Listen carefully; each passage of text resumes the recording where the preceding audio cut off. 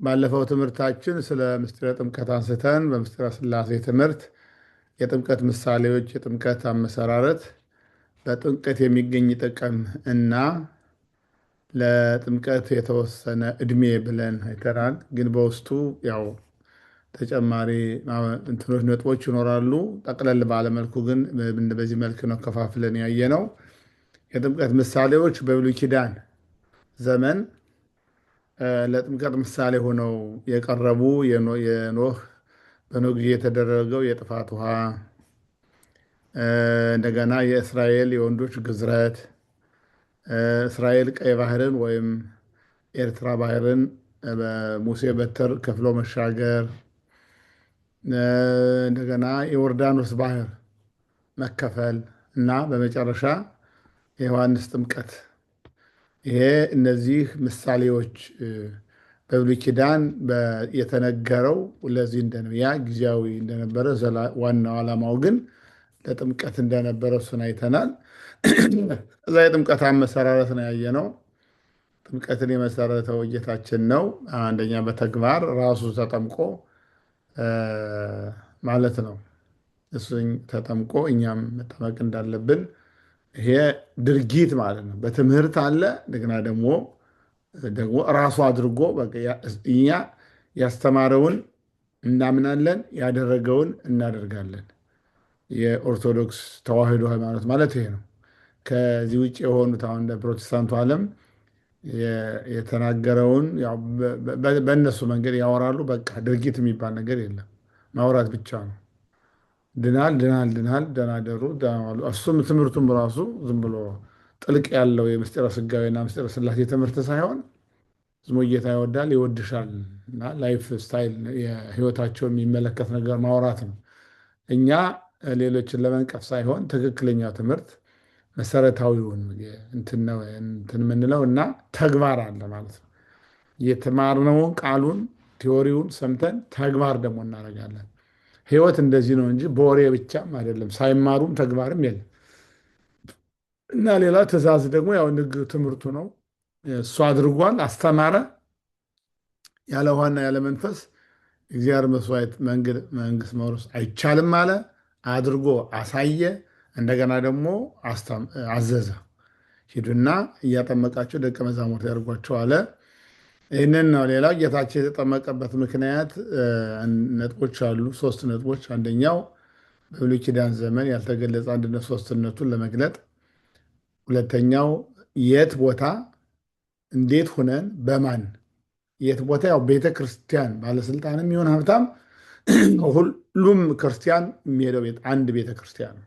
የድሃውም ልጅ ሀብታሙ ሁሉም አንድ ላይ እንዴት ሆነን መጠመቅ ያው በስርዓቱ ባለው መንገድ በዛ ቦታ ላይ ጌታ በዮርዳኖስ ብቅ ጥልቅ ብሎ እንደተጠመቀ እኛም ያን ስርዓቱን ጠብቀን ካህኑ ሲባርከው ከባረከው በኋላ የሚያጠምቀን ደግሞ ካህኑ ነው።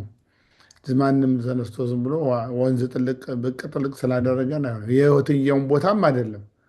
ውሃውም ይለያል፣ ቦታውም ይለያል፣ ሰው ካህኑም ይለያል። ስርዓት አለው ማለት ነው። ሶስተኛው ጠላት ዲያብሎስ የጣለብንን ደብዳቤ ለማጥፋት ነው እና በዮርዳኖስ የተጠመቀበት ምክንያት ጌታ የተጠመቀው በዮርዳኖስ አለ።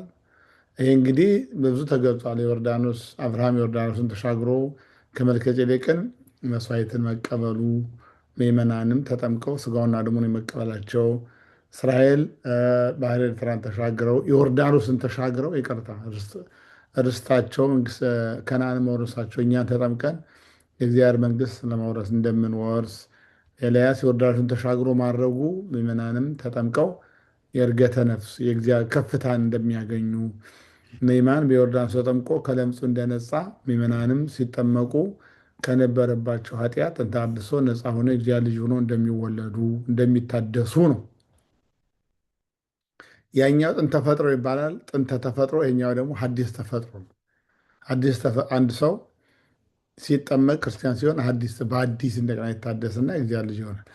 ማደስ ማለት ነው ልጅነቱን በጥምቀት እንደ አዲስ መወለድ፣ እንደገና መወለድ። ትንቢቱ ዮርዳኖስ ባህርን የርኤት ወጎየተ ዮርዳኖስን ይገባድሬው ብሎ ዳዊት በመዝሙር 113 ላይ የተናገረው ነው።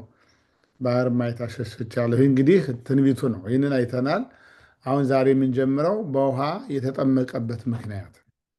ጌታችን ለምንድን ነው በውሃ የተጠመቀው?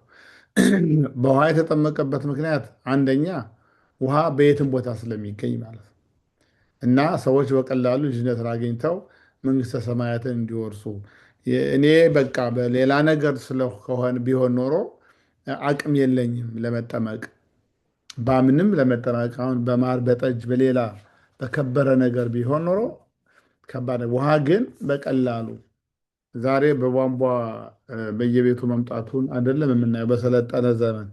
አሁንም ቢሆን ውሃ በነፃ የሚገኝበት ቦታ አለ። ሀገር ቤትም ቢሆን ውሃ ከወንዝ ነው ሰው የሚጠጣው። ይሄ የመጣው ዘመኑ አሁን አዲስ ነው። ያኔ ታሪኩ በተነገረበት ወይም በተፈጸመበት ሰዓት ውሃ በነፃ የሚገኝ እና የትም ቦታ በነፃ የሚገኝ ማንም የሚያገኘው እግዚአብሔር ፈጥሮ በምድር ላይ የለቀቀው ማለት እጽዋቱ ምኑኛ ነው እኮ ከልለን ከልለን ከልለን መሬቱን ከልለን የገሌ ቦታ ነው፣ ዛፉንም የነገሌ ነው ነው ሰው ተከፋፈለው። እግዚአብሔር ሲፈጥር ለሰው ነው የሰጠው። እርግጥ ነው በምድር ሲኖር ሰው ያው በሰላም ለመኖር መከፋፈል አለበት። የግል ምናምን ሊኖር ይችላል። እግዚአብሔር ሲፈጥረው ለሰው ልጅ ነው የሰጠው። ተከፋፍሎ የራሱ ማድረግ የሰው ድርሻ ነው፣ የእግዚአብሔር ድርሻ አይደለም። እግዚአብሔር ሰጥቶናል። ተከፋፍለን መጠቀም በአግባቡ የእኛ ድርሻ ነው። ስለዚህ ውሃ ነፃ ለሁሉ የተሰጠ ስለሆነ በቀላሉ የሚገኝ ስለሆነ ነው። ሁሉም ሰው በቀላሉ ክርስትና አስቸጋሪ እንዳይሆን። የእግዚአብሔር መንገድ ከባድ ነው፣ ሕያው ነው፣ ዘላለማዊ ነው። መንገዱ ግን ቀላል ነው። መምጫ መንገዱ በጣም ብዙ የሚከብድ ነገር አይደለም። ክርስትናው የክርስትና ሃይማኖት ለመስራት በጣም ቀላል ነው። የሚያስገኘው ዋጋ ግን ዘላለማዊ ነው። በዚህ ዓለም ያለውን ነገር ስታዩት በጣም ውድ ነው። ውድ ዋጋ ነው የሚያስከፍለው እና ደግሞ ለገንዘብም መጥፋት፣ ጊዜም ለማቃጠል፣ ጤናም ለማቃወስ፣ እንደገና ከእግዚአብሔር መንግስት ለማውጣት ደግሞ ያን ያህል እንደዛ ነው። በቃ እንትኑም ከባድ ውጤቱም ከባድ።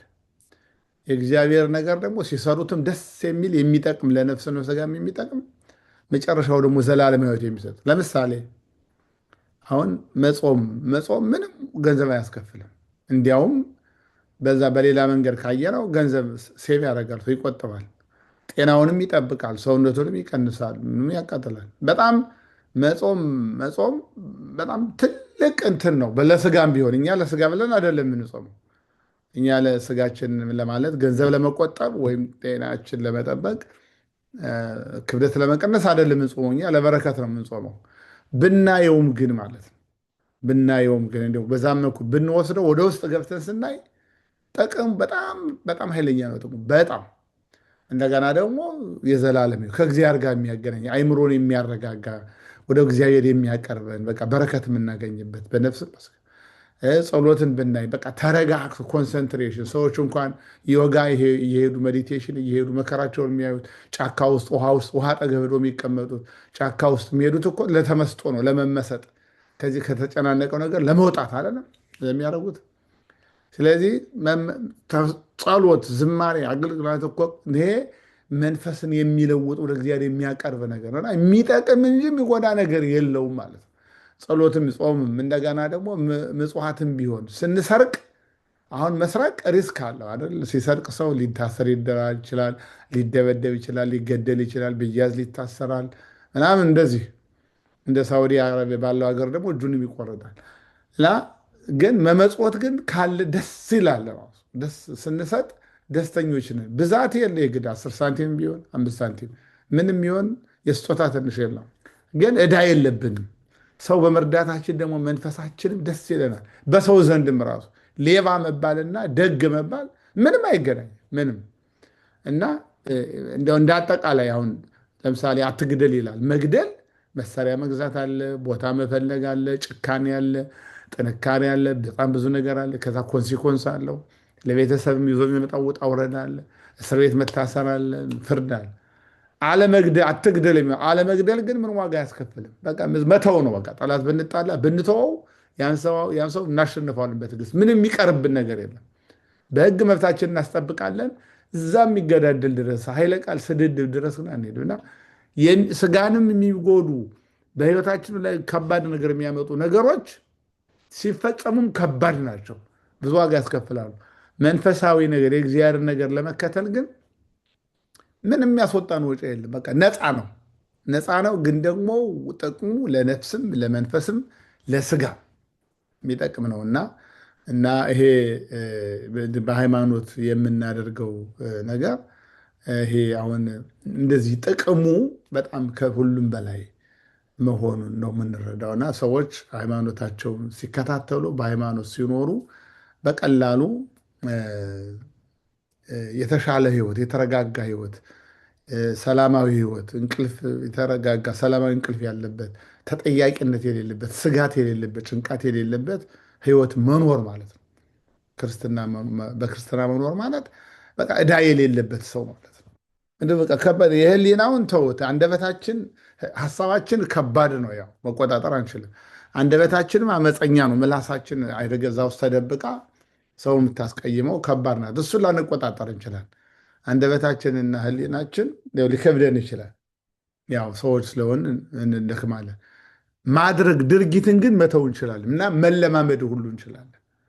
መለማመድ ስለሚችል ደግሞ ስንለማመደው ደስ የሚል ነገር ነው የሚሆነው እና ክርስትናን መለማመድ ለስጋም ለነፍስም ጥቅም አለው። መኖር በውስጡ መኖር ምንም ዜሮ ነው ጉዳቱ፣ ምንም ዜሮ ነው። ጥቅሙ ግን ከቁጥር በላይ ነው። በምድርም በረከት፣ እፎይታ፣ ሰላም፣ በሰማይም ደግሞ ዘለዓለማዊ አስባችሁታል። ይህ በዚህ ጊዜ ያልፋል የማይባል ህይወት ነው የምናገኘው። ሌላው ውሃ የደረቁ በትሮችን የደረቁ እጽዋት እንደሚያለመልም ምዕመናን ተጠቅመው ልምላሜ ነፍስ ያገኛሉ። ውሃ ከድፍ እንደሚያነጻ ምዕመናን ተጠምቀው ከኃጢአት ይነጻሉ ይላል። ውሃ እሳትን እንደሚያጠፋ ምዕመናን ተጠምቀው ከገሃነመ እሳት ይድናሉ፣ ከእሳት ይድናሉ። ይሄ እንግዲህ እዛ ጋ ማቴዎስ 3 ላይ ከእሳት ከፍርድ እንድታመልጡ ማን ነገራችሁ? እና ዛፍ አሁን መጥረቢያ ወይም ምሳር በዛፉ አጠገብ ቁጭ ብሏል። ስለዚህ ይቆርጣል፣ እየቆረጠ ገለባ ወደ እሳት፣ ፍሬው ወደ ጎተራ ይሄዳል ይላል ማን ነው ዮሐንስ መጥምቁ ለአይሁድ ሲናገር። እና እንግዲህ ያው ምሳር ሞት ነው። ስለዚህ ሁላችን እንሞታለን። የእግዚአብሔር ልጆች ወደ ፍሬዎች ናቸው፣ ወደ ስጋ ለመንግስት ይወርሳሉ።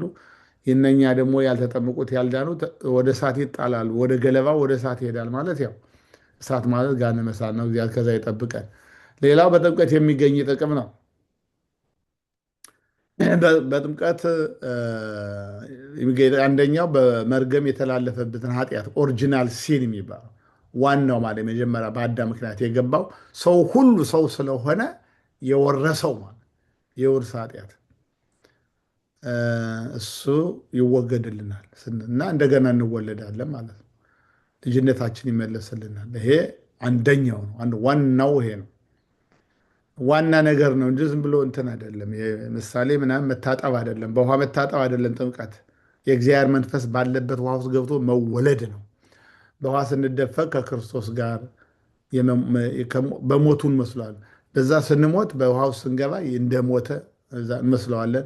ከውሃ ስንወጣ መነሳቱን እንመስለዋለን ማለት ነው እና እንደ ስንጠመቅ ብቅ ጥልቅ ማለታችን የመሞቱና የመነሳቱ ምሳሌ ያን ምሳሌ ስለሆኑ ማለት ነው። ሌላው በጌታችን ጥምቀት ከጌታችን ጋር አንድ ያደርገናል፣ ከምዕመናን ጋር አንድ ያደርገናል። ከጌታችን ጋር ያደርገናል ማለት የእግዚአብሔር ልጆች እንሆናለን። ልጆች በቤታቸው ከእናት ከአባታቸው ጋር ቤተሰብ ሆነው ይኖራሉ። በቃ የእግዚአብሔር ቤተሰብ ይባል የለ የተወደዳቸው የክርስቶስ ቤተሰቦች እንደምን አደራቸው ሲባል እነዛ የተጠመቁትን ነው ማለት ነው። እኛ የክርስቶስ ቤተሰብ የምንሆነው ስንጠመቅ ነው። በክርስቶስ ክርስቲያን የምንሆነው በክርስቶስ በሱ ከጎኑ በፈሰሰው ትኩስ ውሃ ተጠምቀን ስጋውን በልተን ደሙን ጠጥተን ነው ከሱ ጋር አንድ ጌታ መቀበል ማለት ነው። እኛ ጌታ ተቀበሉ የሚል ትምህርት የለንም። ትምህርቱ ስብከቱ እንደዛ አይደለም። ነገር ግን እንኳን ቢባልም እንኳን ትክክለኛው ጌታ ምናምኑ ስጋውና ደሙን ጌታን ተቀበሉ ሲባል በተግባር ነው እኛ የምንቀበለው፣ በወሬ አይደለም። ስጋውን የእሱን ስጋና የእሱን ደም ነው የምንቀበለው እና ዝም ብሎ ለየቀል ስለሆነ ስለዚህ እንደዛ ነው። ከምዕመናን ጋር እንደሆነ ማለት ክርስቲያኖች በቃ አንድ ላይ ሆነን እንጸለያለን፣ አንድ ላይ ሆነን እንዘምራለን። አሁን ስንጸልይ እኮ አባታችን ሆይ በየግል ከመጸለይ በአንድ ወይ በአማርኛው በእንግሊዝኛ ወይ በግዕዝ አብሮ መጸለዩ ኃጢአተኛ ሰው እንኳን ቢኖር የበቁ ሰዎች ከመካከል ቢኖሩ ሕፃናት ቢኖሩ የእኛ ኃጢአተኞች ጸሎት ሁሉ አንድ ላይ ይሄዳል። እግዚአብሔር የኃጢአተኛውን ጸሎት አይሰማም ማለት አይደለም። ነገር ግን እንደ ጻድቁ አይሆንም። ጻድቁ ሲጸልይ፣ ደጉ ሰው ሲጸልይ የበለጠ ይሰማል እና የተሻለ ማለት ነው እሱ ስለሚሆን እንደዛ እንደማለት ነው። እና አንድ ላይ መጸለይ ጥቅሙ ይሄ ነው። ከምዕመናን አንድ ገሞ አንድ ላይ መጸለይ፣ አንድ ገ መዘመር፣ አንድ ላይ ማገልገል በቃ አንዱ አንዱ መንፈሳዊ ቅናት ይመጣል። እንደዚህ አንዱ ከአንዱ ይማራል፣ ይበረታታል እና በህብረት የእግዚአብሔርን በረከት መካፈል ማለት ነው። ለጥምቀት የተወሰነ ዕድሜ በሐዋርያት ስብከት ያመኑና በማንኛውም የዕድሜ ክልል የሚገኙ ሁሉ ይጠመቁ ነበር ይላል። የሐዋርያት ሥራ ምዕራፍ 16 ላይ ቆርኔሌዎስ ከነ ቤተሰቡ ከነ ልጆቹ ነው የተጠመቀው። ምክንያቱም ቤተሰቡ አንድ ከሆነ ልጆቹን በዛ ባህል ውስጥ ነው የሚያደርጉት። የተለየ ነገር አያገኙም። ያውም በድሮ ዘመን የዛሬ ዘመን ልጆች ጠዋት ትምህርት ቤት ይሄዳሉ። ምን ሲማሩ ውለው እንደሚመጡ አናውቅም። ከዛ ተመልሰውም የራሳቸውን ሆምወርክ እንሰራለን ብለው ክፍላቸውን ይገባሉ። ቴክስት ይጻጻፋሉ። ቪዲዮ ነገር ከኛ ጋር ወላጆች ከልጆቻቸው ጋር በዚህ ዘመን የሚኖሩት በጣም እንዲያውቅ ከ24ቱ ሰዓት የተወሰነ ሰዓት ነው። ወላጆችም ቢዚ ናቸው፣ ልጆች ደግሞ በጣም ቢዚ ናቸው። ጓደኞቻቸው ሌሎች ናቸው ምናምናቸው። ከቤተሰብ ጋር ቁጭ ብሎ የሚያወራ ብዙም አይደለም በዚህ ዘመን። ብልህ ሰው ብልህ ወላጅ ካልሆነ ለልጆቹ ጊዜ የሚሰጥ ብዙ ሰው የለም። እንደ መስጠትም ሆዳቸው ከበሉ ከጠገቡ ልብሳቸው ከለበሱ እንካሉ ይበቃቸዋል ብሎ የሚያስብ ቤተሰብ ሊኖር ይችላል። ነገር ግን ወላጆች ከልጆቻቸው ጋር አብሮ የቤተሰብ ነገር በጣም ሼር ማድረግ ያስፈልጋል። ቤተሰብ ልጅ ማሳደግ ማለት በራስ መቅረጽ ማለት ቁጭ አድርጎ ማውራት ወይም ደግሞ መውቀስ መስደብ አይደለም። በእያንዳንዱ የዕለት ዕለት ህይወት ውስጥ ማሳተፍ፣ መወያየት፣ ከዛ ከእናትና ከአባት ይዘው ያድጋሉ። መጥፎም ጭቅጭቅ ካለ ጭቅጭቁን ይዘው ይሄዳሉ። ጥሩ ነገርም ካለ ጥሩ ነገሩን ይዘው ይሄዳሉ እና ስለዚህ ልጆች በቤት ውስጥ ወላጆች ከተጠመቁ ክርስቲያን ከሆኑ ከጸለዩ ልጆችም ያን እያዩ ስለሚያድጉ በቤት ውስጥ ወላጆች ክርስቲያን ከሆኑ ልጆቻቸው የግድ እስከ ትልቅ እስከሚሆኑ መጠበቅ የለባቸው። ግን በሐዋርያት ዘመን እንደዛ ይደረግ ነበር ማለት ነው። በኋላ ላይ ወላጆቻቸው ያስተምሯቸው ቃል እየገቡ ወንዶች በ40 ሴቶች በ80 ቀን ማጥመቃቸው ጀመሩ። መሰረቱም ይላል ይሄ የሆነበት መሰረት አለው። አንደኛ የእስራኤል ልጆች በተወለዱ ወንድ በ40 ሴት በ80 ቀናቸው መባ ይዘው እየመጡ ወደ ቤተ መቅደስ ሲሄዱ የእስራኤል ዜግነት በዜግነት መዝገብ የተመዘገቡ የተስፋዋ ምድር የከነዓን ወራሾች የሆኑ ነበር ይላል። ለምሳሌ ጌታችን በተወለደ በ40 ቀኑ እንደ ስርዓቱ ይዘውት ሂደዋል እና ስሞን የሚባለውን ብዙ ዓመት ጌታችን እስከሚወለድ በትንቢት ይጠብቅ የነበረውን ያገኘውም እዛ እና ጌታ ሕፃኑን ታቅፎ ታደሰ፣ ከበሽታው ተፈወሰ፣ ትንቢትም ተናገረ እና የክርስትና አባትና እናት የመጣውም ከዛ ጊዜ ጀምሮ ነው። ልክ ልደት ስሞን የሚባለው ሰውዬ ለጌታ እንደ ክርስትና አባት ሆኖ ማለት ነው እና ከዛ ጀምሮ ነው መነሻው እሱ ነው። ስለዚህ ወላጆቹና ክርስትና አባትም እናትም ካለ ቃል ገብተው ከዛ እንዲያስተምሯቸው ልጆቻቸው ማስተማር ይችላሉ። ግን መነሻው በ40ና በ80 ያ ነበር ማለት ነው። ልጆችም በ40ና ወንድ በ40 ሴት በ80 ተጠምቀው እንትናቸውን ይወርሳሉ እንደማለት ነው። ይህ በመጽሐፈ ኩፋሌ ላይም አለ። እዚህ ጋር አልጻፍኩትም እንደ ዘሌዋውያን 12 ነው። ጽፍላችኋለሁ፣ ይህንን አስተካክለዋለሁ አለ መጽሐፍ ቅዱስ ላይ በ40ና በ80 የሚለው አዳምና ሔዋንም በተፈጠሩ አዳም በ40 ሔዋን በ80 ነው የገቡት። ከዛ በኋላም ደግሞ ሰዎችም እስራኤል ለመባል አንድ ልጅ ከተወለደ በ40 ቀኑ ሴትም በ80 ቀኗ ሂደው ነው ተመዝግበው የመንጻት ወራት ይባላል። ሴቶች ያኔ ሂደው ተመዝግበው አባል በቃ እስራኤላዊ ይሆናሉ ማለት ነው። ከውጭ የመጣ ሰው ከሆነ ግን ትልቅ ከሆነ በኋላ እስራኤላዊ ሳይሆን ከውጭ ከመጣ ግን 7 ዓመት በነፃ አገልግሎ ተገዝቶ በስራ ምክንያት እስራኤል ሀገር ከመጣ እስራኤላዊ መሆን እፈልጋለሁ፣ አማኝ መሆን የእግዚአብሔር ልጅ መሆን እፈልጋለሁ፣ ከእናንተ ጋር መሆን እፈልጋለሁ ካለ ይችላል። ነገር ግን 7 ዓመት በነፃ ማገልገል አለበት። ከዛ በኋላ ደግሞ በቤተ መቅደሱ በር ላይ ሄዶ ቃሉን ሰጥቶ መስክሮ ጆሮውን ተበስቶ አሁን የወንድ ጆሮ አለ ጆሮአቸውን ተበስተው አፍንጫቸውን ተፎንነው በቃ ዜጋ ይሆናሉ። እና እኔ ዜግነትን ያገኘሁት በትውልድ ሳይሆን በዚህ መንገድ ነው ብለው ያን እንዲታወቅ ነው። ልጆቻቸው ግን ነፃ ናቸው። እና ያ ማለት ምንድን ነው? ትልቅ ከሆኑ በኋላ 7 ዓመት አገልግለው በሰውና አካላቸው ላይ ምልክት ሆኖ ማለት አንድ ሰው ትልቅ ከሆነ ከመጣ በኋላ ተምሮ ማለት ነው። እና የት ናቸው አሁን ያሉት? ሃይማኖቱን ተምሮ ማለት ነው። ሃይማኖቱን ተምሮ ትልቅ ሆኖ ከዛ መጠመቅ ይችላል ማለት ነው። እና በቤተ መቅደስ ሄዶ ደግሞ ተበስቶ ምናምን ማለት እንግዲህ በጆሮ የእግዚአብሔርን ቃል ሰምቶ ቃል ገብቶ ራሱ ተጠምቆ ቅባ ቅዱስ ተጠምቆ ከዛ ላይ እግዚአብሔር ልጅ ይሆናል። ትልቅ ከሆነ በኋላ ከመጣ ያ ነው። በልጅነቱ ከመጣ ግን በ40 እና በ80 ይጠመቃል። የክርስቲያኖች ልጆች ከሆኑ ማለት ልክ እንደ እስራኤሎች ባለ ርስት ከሆኑ የወላጆቻቸውን በስጋ ርስት እንደሚወርሱ በመንፈስም ደግሞ የወላጆቻቸውን ሃይማኖት ይከተላሉ። በ40 እና በ80 ተጠምቀው የመንግስተ ሰማያት ዜጎች ይሆናል። ነገር ግን ህፃናት ከ40 ከ80 ቀን በፊት ከታመሙና ለሞት የሚያበቃ ነገር ከጋጠማቸው ቀድሞ ሊጠመቁ ይችላሉ። በሌላ በኩል ደግሞ እየተማሩ እያሉ አሁን አይዛብ የሆኑ ሰዎች እየተማሩ እያሉ ገና ሳይጠመቁ በሰማዕትነት ቢያልፉ ያ የሰማዕታት ደማቸው ጥምቀት ይሆንላቸዋል። ምክንያቱም ኦልሬዲ አምነዋል። ፕሮሰሱን ስላልጨረሱ ነው እንጂ ውስጣቸው ስላመኑ ስለተቀበሉ ጊዜው ሳይደርስ ቢገደሉም ደማቸው እንደ ጥምቀት ይሆንላቸዋል ማለት ነው። እና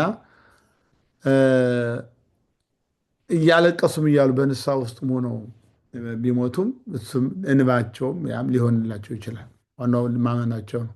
ሌላው መጨረሻ የምናየው ጥምቀት አንዲት ናት፣ አንድ ጊዜ ነው ማለት ነው። አንዲት ናት ሲባል አንድ ጊዜ ብቻ ነው ሰው የሚጠመቀው። ከወላጆቻችን በስጋ የምንወለደው አንድ ጊዜ እንደሆነ ሁሉ በመንፈስም ከእግዚአብሔር የምንወለደው ወይም የምንጠመቀው የልጅነት ጥምቀት ማለት ነው። ሰው ሲታመም የሚጠመቀውን አይደለም። ሰው ሲታመም ይሄ ግን ክርስቲያን ለመባል በዛ ደረጃ ክርስትና የምንነሳው ማለት ነው። እኛ መጠመቅ ከማለት ይልቅ ክርስትና መነሳት ማለት ይሻላል። ለምን? ጥምቀት በቃ እኛ ቤተክርስቲያን የተለመደ ስለሆነ እንዳይምታታብን። የጥምቀት ምሳሌ የነበረው ግዝረት አንድ ጊዜ ብቻ እንደነበረ ሁሉ ጥምቀትም አንድ ጊዜ ነው። ግዝረት ያው ወንዶች አንዴ የሚገዘሩት ስንጠመቅ የመሞታችን ከውሃ ስንወጣ የትንሣኤያችን ይህ ነገር ሚዩት ማድረግ አይቻልም። እንደ ሚዩት እያደረኩኝ ቢለኛል አሎ ፓትፈኑት አንሚዩት እዚች እንትን ብያት ካሁን ገባኝ። ስንጠመቅ ሞታችን ምሳሌ ነው እና ጌታ የሞተው አንድ ጊዜ ነው፣ የተነሳውም አንድ ጊዜ ነው። እኛም ስንጠመቅ አንድ ጊዜ ነው የምንጠመቀው ማለት ነው። ነገር ግን አንድ ምዕመን ከሃይማኖቱ ውጭ ከኦሪየንታል ክርስቲያንም ከሆነ በኋላ ከዛ በኋላ ሄዶ ኦሪየንታል ቸርች ማለት በተዋህዶ የሚያምኑ የግብፅ ወይም ደግሞ የእስክንድሪያ ትባላለች፣ የህንድ ማላማርም ይባላል እና የሲሪያ የአርመን አሁን ደግሞ የኤርትራ ሆኖ እና የኛ ኢትዮጵያ በዚህ ቤተክርስቲያን ተመሳሳይ ስለሆነ ሃይማኖታቸው ሁሉ ነገር ስርዓቱ የቋንቋ ልዩነት የባህል ልዩነት ነው ያለው እንጂ ሃይማኖቱ እምነቱ አንድ ነው። በዶግማ በዶክትሪን እዛ የተጠመቀ ሰው የእኛም ሰው እዛ መጠመቅ ይችላል። የእነሱም ምዕመን መቶ መቁረብ ይችላል። እኛ እናንተ አሁን የሆነ ሀገር ከሄዳችሁ የህንድ ቤተክርስቲያን መቁረብ ትችላላችሁ። የግብፅ ቤተክርስቲያንም መቁረብ ይቻላል። ልጅም ክርስትና ማስነሳት ይቻላል። የአርመንም የሴሪያን ቤተክርስቲያን ኦርቶዶክስ ከሆኑ ነገር ግን የሴርቢያ የግሪክ ምናምን የሰርቢያ የዚህ አርማንያ የሚባል ምስራቅ አውሮፓና የራሻ ምናምን ግን አይደለም። ምንም እንኳን ብንቀራረብም በዶክተር አንድ ነን ተብሎ አልታወጀም። ስለዚህ እነዚህ የአምስቱ መጠመቅ ይቻላል። ከዛ ውጭ ግን አንድ ሰው ከእምነት ወጥቶ የኦሪየንታል ቸርች ውጭ ሄዶ ቢጠመቅ እንደ አዲስ ሲመጣ ወይም ደግሞ ወንድም ወይም ሴት ሌላ እምነት ተከታይ አግብተው በዛ ቢቆርቡ ወይም በዛ ቢጠመቁ ከእምነት ከሌለው ጋር እንደ እስላም ምናምን ጋር ቢሄዱ ሲመለሱ ይጠመቃሉ። ግን የሚጠመቁት ከበሽታው ለመዳን እንደሚጠመቀው አይነት ወይም ክርስትና እንደሚነሳው አይነት ሳይሆን ይለያል። የተለየ ነው የጥምቀት። የታመሙ ሰዎች እንደሚጠመቁትም አይደለም። ክርስትና የሚነሱ እንደሚጠመቁበትም አይደለም። ውሃ ውሃ ነው፣ አንድ አይነት ነው። ግን ስርዓቱ ይለያል። ቄደር የሚባል መጽሐፍ አለ ለዚህ የተዘጋጀ መጽሐፈ ቄደር ይጠመቅና ያው የንስሐ ጥምቀት ይባላል። የልጅነት ጥምቀት፣ የንስሐ ጥምቀት፣ እንደገና ደግሞ ከበሽታ ለመዳን ጥምቀት ሶስት አይነት ናቸው ማለት ነው። ይሄኛው ግን አንደኛው ዋናው አይደገምም እና ያ የንስሐ ጥምቀት ነው እንጂ የሚባለው ዋና ጥምቀት አይደለም ማለት ነው። የምስጢረ ሥላሴ የምስጢረ ጥምቀት ትምህርት በዚህ ጋር ያበቃል። ሳምንት ምስጢረ ቁርባንና ካላለቀልን በአንድ ቀን ወደ ምስጢረ ሥላሴ ከቻል ሁለቱም በአንድ ቀን በአንድ ሳምንት እንጨርሳለን። እንደ እግዚአብሔር ፈቃድ የማስበው በሕማማቱ ማታ ማታ ሁልጊዜ ስርዓተ ቤተ ክርስቲያን እሱን ከሕማማቱ ጋር እያይዘን ከሰኞ እስከ ሐሙስ ሰኞ፣ ማክሰኞ፣ ረቡዕ፣ ሐሙስ ድረስ ብናይ ደስ ይለኛል። የምትችሉ ከሆነ በኋላ እኔ ወጣና እናንተ ተነጋግራችሁ ወስናችሁ ትነግሩኝ።